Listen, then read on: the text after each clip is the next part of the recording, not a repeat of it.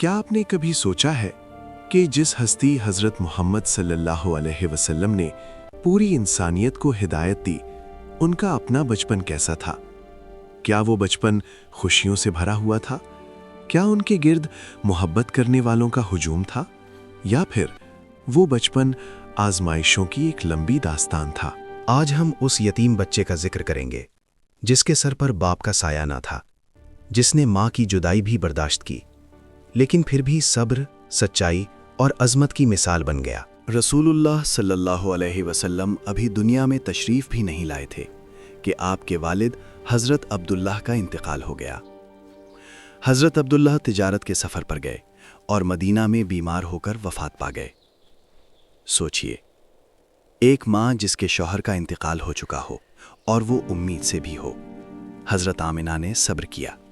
یہ اللہ کا فیصلہ تھا کہ دنیا کا سب سے عظیم انسان حضرت محمد صلی اللہ علیہ وسلم یتیمی کی حالت میں پیدا ہوئے۔ پھر وہ مبارک رات آئی، 12 ربیع الاول۔ مکہ کی خاموش فضاؤں میں ایک نور طلوع ہوا۔ روایات میں آتا ہے کہ حضرت آمنہ نے ایک نور دیکھا جو شام کے محلات تک روشن ہو گیا۔ ایوان کسریٰ کے کنگرے گر گئے۔ آتش کدائے فارس جو ہزاروں سال سے جل رہا تھا بجھ گیا۔ ساوا جھیل خشک ہو گئی۔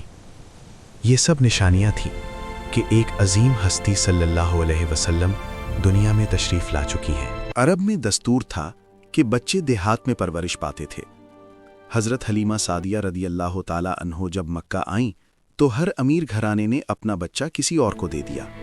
آخرکار انہوں نے اس یتیم بچے پیغمبر کو قبول کیا، لیکن جیسے ہی وہ آپ کو لے کر روانہ ہوئیں، ان کی قسمت بدل گئی۔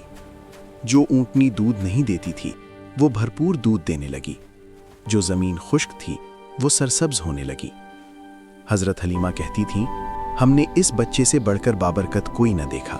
4 سال کی عمر میں ایک دن جب آپ صلی اللہ علیہ وسلم بچوں کے ساتھ کھیل رہے تھے، 2 فرشتے آئے۔ انہوں نے آپ صلی اللہ علیہ وسلم کو لٹایا، سینہ مبارک کھولا، دل کو نکالا اور اسے زمزم سے دھو کر شیطان کا حصہ نکال دیا، پھر دل کو واپس رکھ دیا۔ یہ واقعہ اس بات کی نشانی تھا کہ اللہ اپنے محبوب صلی اللہ علیہ وسلم کو ہر قسم کی آلودگی سے پاک رکھنا چاہتا تھا۔ جب آپ صلی اللہ علیہ وسلم 6 سال کے ہوئے، حضرت آمنہ رضی اللہ عنہا آپ کو مدینہ لے گئیں، جہاں آپ کے والد کی قبر تھی۔ واپسی پر راستے میں مقام ابوا پر حضرت آمنہ رضی اللہ عنہا کا انتقال ہو گیا۔ سوچئے، 6 سال کا بچہ، ویران صحرا اور ماں کی میت، یہ لمحہ کتنا تکلیف دہ ہوگا۔ لیکن اللہ اپنے محبوب صلی اللہ علیہ وسلم کو اپنی حفاظت میں لے چکا تھا۔ حضرت عبد المطلب آپ سے بے حد محبت کرتے تھے۔ وہ کعبہ کے پاس اپنے خاص بستر پر بیٹھتے اور کسی کو اجازت نہ تھی کہ وہاں بیٹھے، لیکن جب ننھے محمد صلی اللہ علیہ وسلم آتے تو وہ انہیں گود میں بٹھا لیتے۔ وہ کہتے، اس بچے کی شان کچھ اور ہے۔ لیکن 2 سال بعد وہ بھی دنیا سے رخصت ہو گئے۔ ابو طالب نے آپ صلی اللہ علیہ وسلم کو اپنے بچوں سے بڑھ کر چاہا۔ گھر میں غربت تھی لیکن محبت کی کمی نہ تھی۔ آپ صلی اللہ علیہ وسلم ان کے ساتھ تجارتی سفر پر شام گئے۔ اسی سفر میں راہب بحیرہ نے آپ صلی اللہ علیہ وسلم میں نبوت کی نشانیاں دیکھیں اور ابو طالب کو خبردار کیا کہ اس بچے کی حفاظت کرنا۔ بچپن ہی سے آپ صلی اللہ علیہ وسلم سچ بولتے تھے، کبھی جھوٹ نہ کہا، کبھی کسی کا حق نہ مارا۔ لوگ آپ کو الصادق اور الامین کہتے تھے۔ سوچئے، ایک ایسا بچہ جس کا کوئی باپ نہ ہو، کوئی مضبوط سہارا نہ ہو، لیکن کردار اتنا بلند ہو کہ پوری قوم اس پر اعتماد کرے۔ آپ صلی اللہ علیہ وسلم نے بکریاں چرائیں۔ یہ کام معمولی لگتا ہے، لیکن یہی کام آپ صلی اللہ علیہ وسلم کی شخصیت کو مضبوط بنا رہا تھا۔ تنہائی میں سوچنے کا موقع، صبر سیکھنے کا موقع، ذمہ داری کا احساس۔